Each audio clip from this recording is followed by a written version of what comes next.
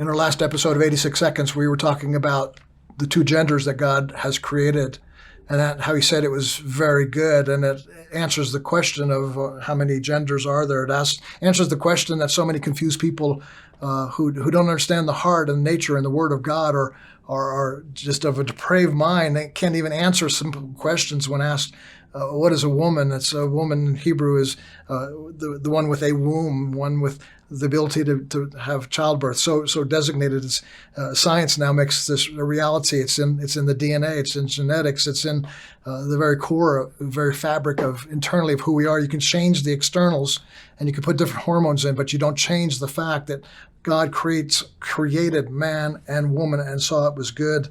And when this happened, the quote in this when the two come together, that this is bone of my bones and flesh of my flesh, she shall be called woman because she is taken out of man. Therefore a man shall leave his father and his mother and hold fast to his wife, and they shall become one flesh.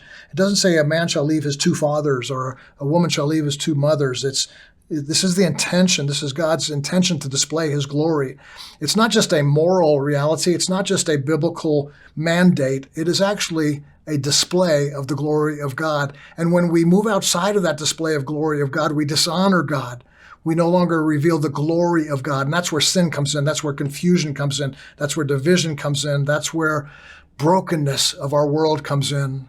I pray that God would restore once again in our nation and around the world a clear understanding that God created man and woman, and he said it was very good.